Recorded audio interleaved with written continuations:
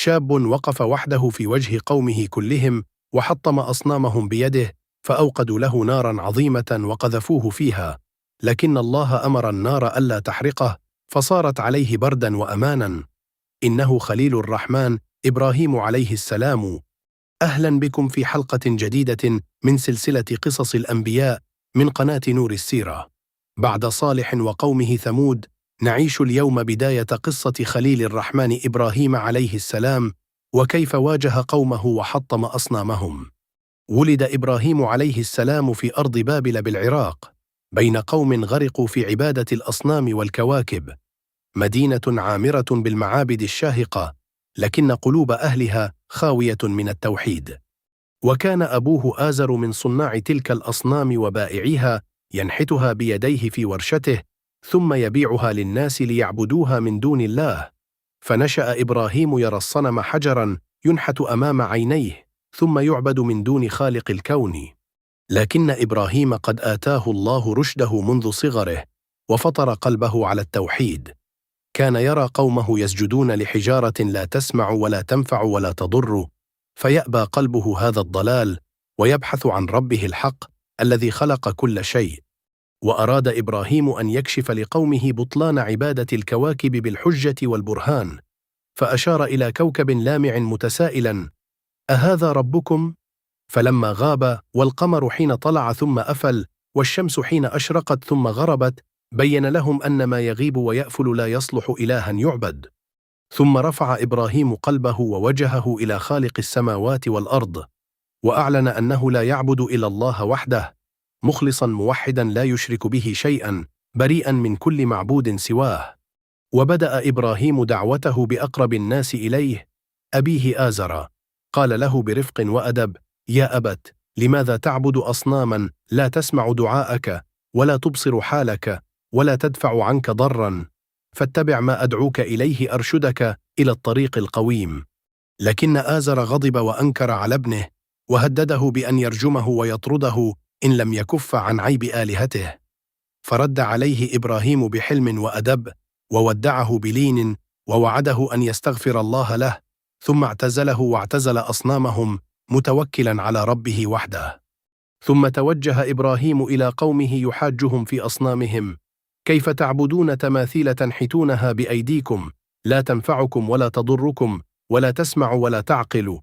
لكنهم تمسكوا بتقليد آبائهم، وأبوا أن يتركوا ما ألفوه. وفي يوم عيد لهم، خرج القوم جميعا إلى احتفالهم خارج المدينة، وتركوا معبدهم المليء بالأصنام. فاعتذر إبراهيم عن الخروج معهم، وبقي في المدينة وحده، وقد عزم في نفسه على أمر عظيم.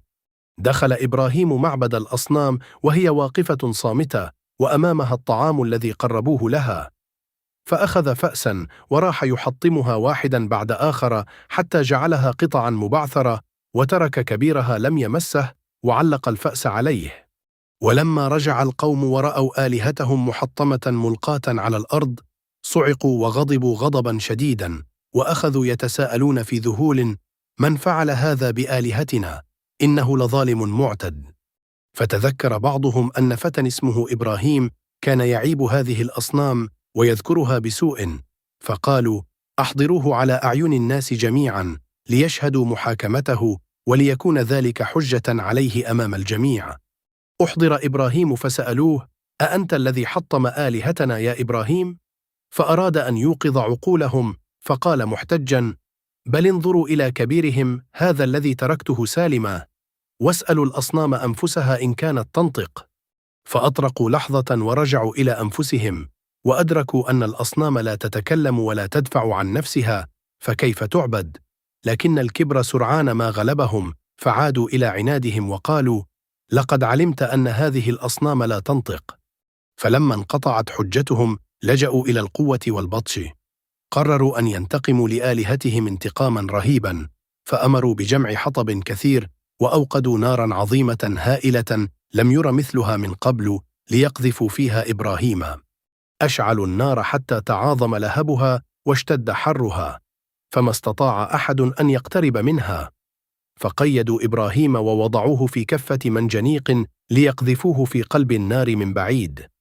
وفي تلك اللحظة العصيبة ما كان في قلبه إلا الثقة بالله وحده والتوكل عليه، فقذفوه في النار، لكن الله رب كل شيء أمر النار ألا تحرقه، فصارت عليه بردا وأمانا.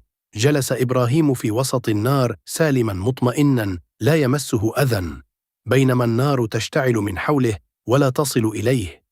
وخرج إبراهيم من النار سالما لم تمسه بسوء، معجزة باهرة شهدها الجميع، فآمن به من آمن، وعلى رأسهم ابن أخيه لوط عليه السلام.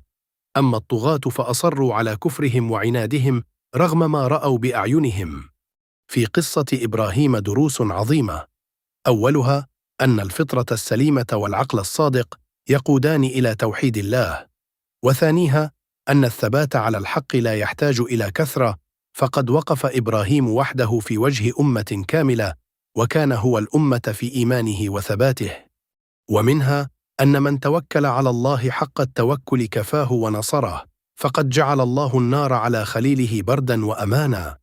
ولإبراهيم عليه السلام مع قومه وذريته قصص عظيمة سنعود إليها في حلقات قادمة. في الحلقة القادمة من قصص الأنبياء نعيش قصة نبي الله لوط عليه السلام ابن أخي إبراهيم ونهاية قومه الظالمين. تابعونا لكل جديد، والسلام عليكم.